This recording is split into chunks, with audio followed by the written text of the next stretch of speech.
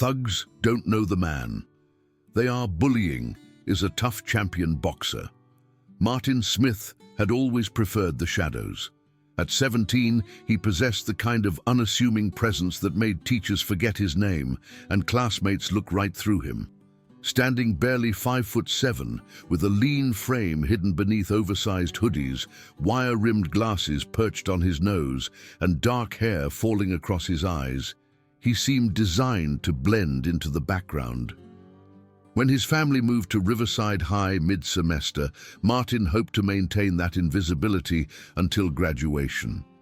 Riverside High sprawled across 3 buildings connected by covered walkways, its red brick facade hiding typical teenage hierarchy drama. The main building housed administrative offices and most classrooms, while the science wing contained laboratories and the dreaded cafeteria where social status was displayed as prominently as lunch trays. The gymnasium complex dominated the eastern edge, like a monument to the school's football obsession. Martin navigated these halls with practiced anonymity, clutching his worn messenger bag and avoiding eye contact. He'd perfected the art of being unremarkable during previous schools, and Riverside would be no different. At least, that's what he told himself as he slipped into his assigned seat in third-period history, noting how conversations died and curious stares followed his movement. "Fresh meat," whispered Jake Morrison from 2 rows behind, his voice carrying just enough volume to ensure Martin heard every word. Jake stood 6'2" with broad shoulders, sandy blonde hair styled with expensive product, and his Letterman jacket draped casually over his chair. As the star linebacker and undisputed king of Riverside's social hierarchy, Jake commanded attention with casual arrogance. Beside him, Tyler Voss snickered, a wiry redhead whose cruel intelligence made him Jake's perfect lieutenant. Tyler possessed sharp features that would have been handsome if not for the perpetual sneer twisting his mouth.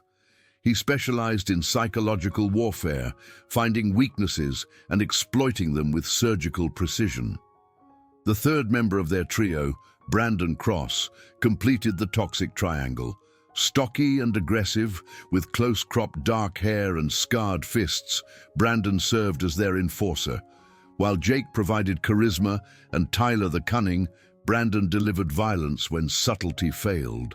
Mrs. Henderson droned on about the Revolutionary War, but Martin felt the weight of their attention like a physical presence. He'd seen their type before, predators who could smell fear and weakness from across crowded hallways. He hunched lower in his seat, hoping to shrink into invisibility, but knowing with sick certainty that he'd already been marked. The bell rang, releasing students into passing period chaos. Martin gathered his books methodically, waiting for the initial rush to subside before attempting to leave. He'd learned that hallway traffic created natural camouflage, but timing was everything. Move too early and you attracted attention. Wait too long and you became isolated prey.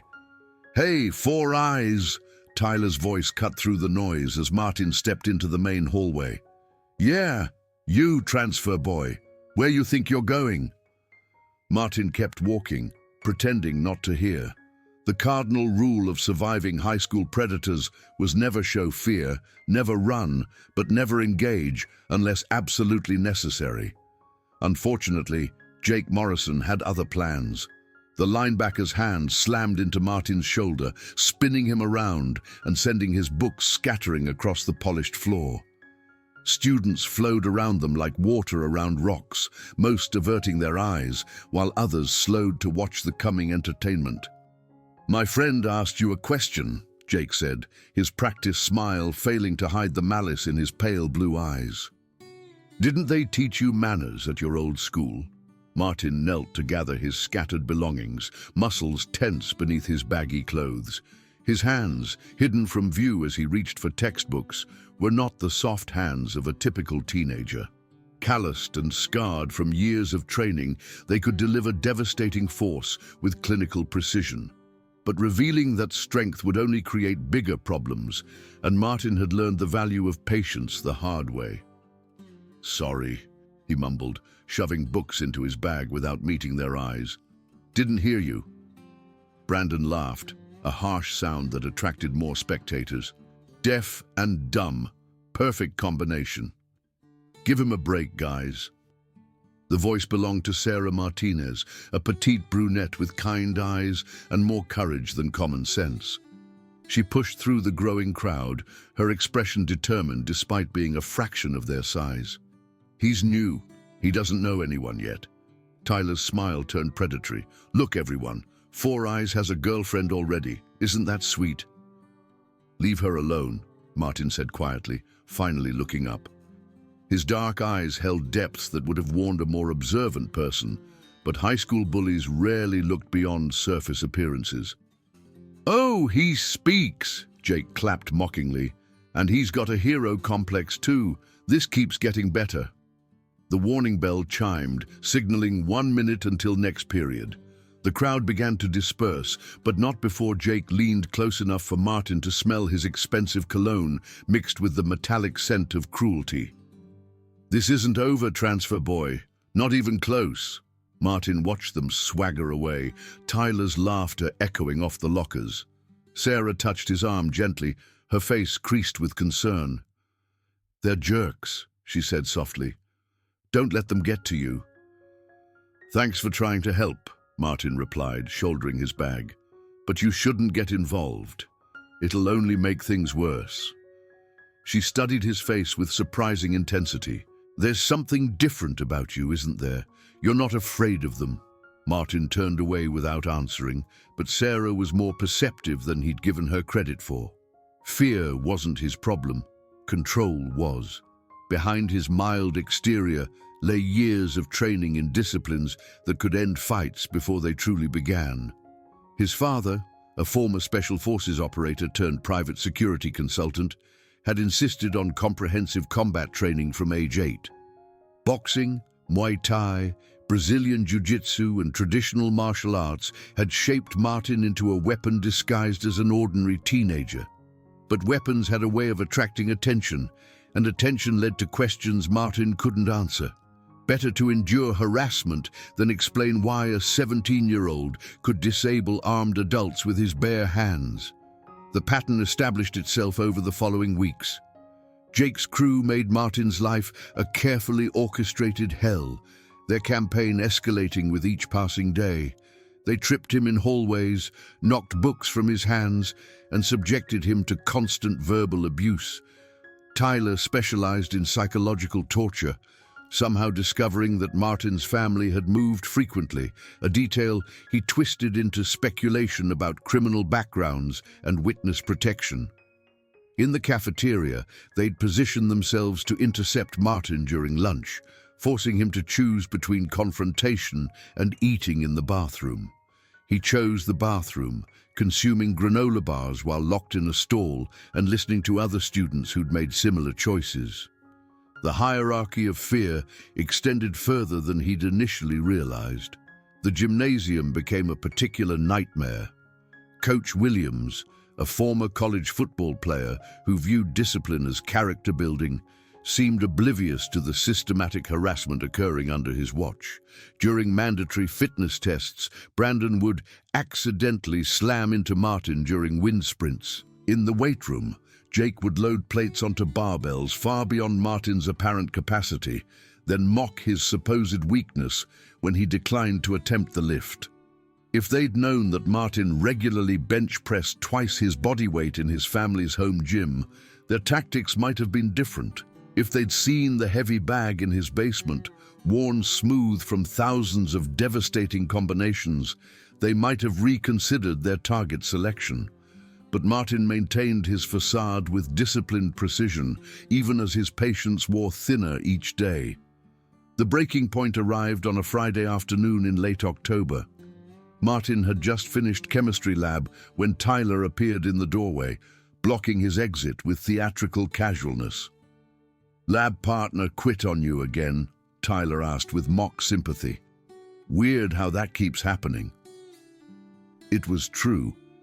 Martin had been assigned 3 different lab partners over the past month, each finding excuses to transfer after Tyler's whispered campaigns. Teachers attributed it to typical teenage drama, but Martin recognized sophisticated character assassination when he saw it. "Just let me pass," Martin said evenly, noting how Tyler's position eliminated escape routes while creating plausible deniability for any observers. "Sure thing, transfer boy. Right after you clean up your mess." Tyler gestured toward the floor, where a beaker of sulfuric acid solution had somehow spilled across Martin's path. The liquid was dilute enough to be relatively safe, but concentrated enough to damage clothing and skin with prolonged contact. "I didn't spill anything," Martin replied, his voice remaining level despite the rage building in his chest. "Security camera says otherwise." Tyler pointed toward the corner where a surveillance device monitored the chemistry lab. "Clumsy transfer student makes a mess, refuses to clean it up. What will your parents think when the school calls home?" Martin studied Tyler's smug expression, recognizing the trap's elegant construction. Clean up acid he hadn't spilled and accept humiliation, or refuse and face administrative consequences that would follow him to college applications. Either choice reinforced his position at the bottom of the school's social hierarchy, but Tyler had made one crucial miscalculation. He'd assumed that Martin cared more about his school record than his dignity, that the quiet transfer student would always choose the path of least resistance. In that assumption lay the seeds of his downfall. "Fine," Martin said quietly, kneeling beside the spill. "I'll clean it up." Tyler's grin widened as Martin reached for paper towels, but faltered when he noticed the change in Martin's posture. The slouched shoulders had straightened almost imperceptibly. The hesitant movements had acquired a fluid precision that suggested coiled strength beneath his oversized clothing. Martin absorbed the acid with methodical care, his hands steady and sure. When he stood, Tyler noticed something else different. The way Martin's dark eyes had hardened from resignation to calculation. "Thanks for the cleanup, transfer boy," Tyler said, but his usual mockery sounded forced. "See you Monday." Martin shouldered his bag and walked past Tyler without a word, but both teenagers knew something fundamental had shifted. The prey had stopped running. Monday brought the main event. Jake had apparently spent the weekend planning something special because he arrived at school with the kind of anticipation that preceded his greatest cruelties. He'd gathered a larger audience than usual, including several students with phone cameras ready to document whatever humiliation he'd prepared. Martin spotted the ambush immediately upon entering the main building. Jake and his crew had positioned themselves near the central staircase, controlling access to second-floor classrooms while maintaining visibility from 3 directions. Other students lingered with the forced casualness of people expecting entertainment, their excitement palpable despite attempts at indifference. He could have taken an alternate route. The science wing contained back stairs that would have allowed him to reach his locker without confrontation, but something had crystallized over the weekend, a cold decision that left no room for continued retreat. Martin walked directly toward the staircase, his gait steady and purposeful. Students parted around him, sensing the change, even if they couldn't identify its source.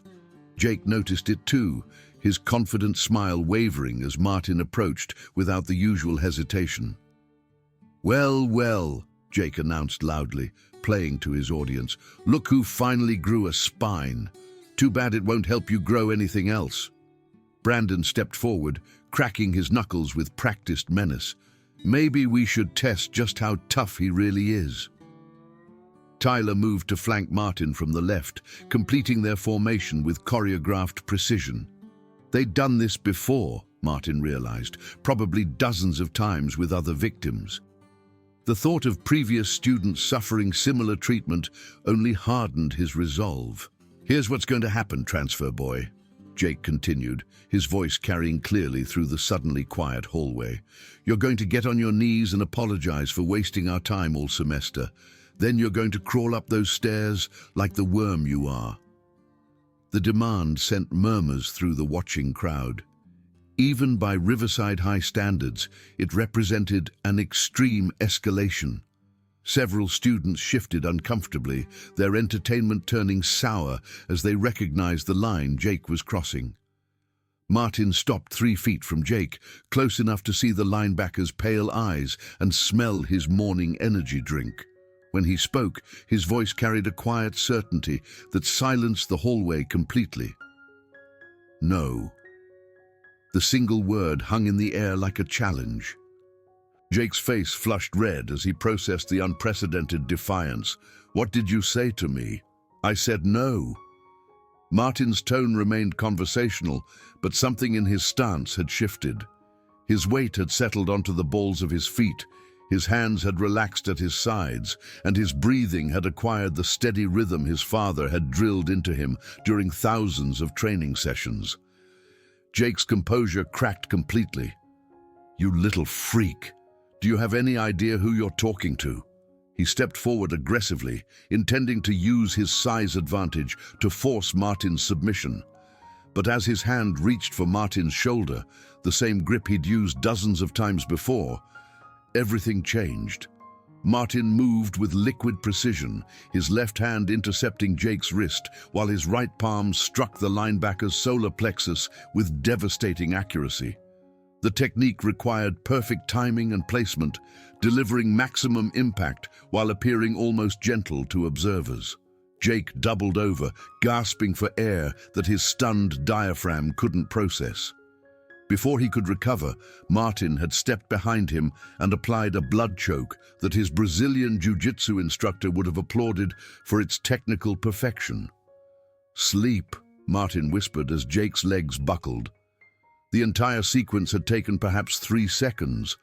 To most observers, it looked like Jake had simply collapsed after an argument.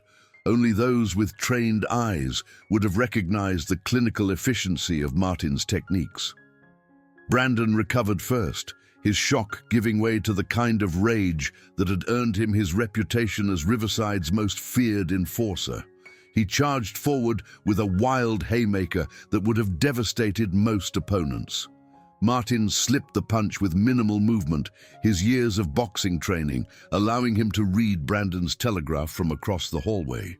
As the stocky fighter's momentum carried him past, Martin delivered a precise kidney shot that dropped him to his knees, followed by a knee strike to the temple that ended Brandon's involvement permanently. Tyler, the crew's tactical genius, had always prided himself on reading situations and adapting accordingly, but nothing in his experience had prepared him for watching his 2 physically superior friends get dismantled by someone he dismissed as helpless prey. He tried to run. Martin caught him after 5 steps, applying a wrestling takedown that sent Tyler sprawling across the polished floor. When the redhead tried to scramble away, Martin pinned him with a technique that looked like a simple restraint, but delivered agonizing pressure to Tyler's shoulder joint. "Please," Tyler gasped, all his cruel intelligence reduced to animal desperation. "I'm sorry. I'm sorry." Martin leaned close, his voice barely audible to anyone beyond Tyler's ears. "You're sorry because you got caught, because someone finally hit back. That's not the same as being sorry for what you did." He increased the pressure slightly, not enough to cause permanent damage, but sufficient to ensure Tyler would remember this moment for the rest of his life. "Here's what's going to happen," Martin continued in the same conversational tone. "You're going to leave me alone. You're going to leave Sarah Martinez alone. You're going to find new hobbies that don't involve making other people miserable. Do you understand?" Tyler nodded frantically, tears streaming down his face as the pressure on his shoulder reached the edge of his tolerance. "Say it," Martin demanded. "I understand. I'll leave you alone. I'll leave everyone alone." Martin released the hold and stood slowly, surveying the aftermath with clinical detachment. Jake was beginning to stir, his face pale and confused. Brandon remained motionless but breathing, likely concussed, but not seriously injured. Tyler curled into a fetal position, cradling his shoulder and sobbing openly. The watching crowd stared in stunned silence, their phones forgotten as they tried to process what they'd witnessed. The quiet transfer student they'd dismissed as an easy target had just dismantled Riverside High's most feared bullies with techniques that belonged in action movies rather than high school hallways. Sarah Martinez pushed through the crowd, her eyes wide with amazement and something that might have been admiration. "Martin," she breathed, "how did you—" He turned toward her, and for a moment his carefully constructed facade slipped. Instead of the mild-mannered teenager who'd endured weeks of harassment, she saw someone much older and infinitely more dangerous. "I asked them to stop," Martin said simply, his voice carrying the weight of absolute certainty. "They chose not to listen." Coach Williams arrived seconds later, his whistle still dangling from his lips as he took in the scene. 3 of his star athletes lay sprawled across the hallway, while their supposed victim stood unmarked among them. "What happened here?" the coach demanded, his military bearing making itself known as he assessed the situation. "They attacked him," Sarah said quickly. "All 3 of them. Martin was just defending himself." Several other students nodded in agreement, their testimonies surprisingly unified, despite Jake's previous influence over the school's social hierarchy. Martin realized that his tormentors had created more enemies than allies during their reign of terror.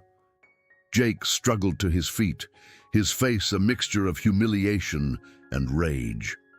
"You little freak! This isn't over!" Martin met his glare with calm indifference. "Yes, it is." Something in his tone made Jake step backward involuntarily. The linebacker had built his reputation on intimidation and physical dominance, but Martin radiated a quiet confidence that suggested depths Jake couldn't fathom. "Mr. Morrison, Mr. Voss, Mr. Cross," Coach Williams said sharply. "Report to Principal Davidson's office immediately. Mr. Smith, you come with me." As they walked toward the administrative offices, Martin felt the weight of dozens of stares following their progress. By lunch period, the story would have spread throughout the school, probably growing in the telling until he'd single-handedly defeated half the football team.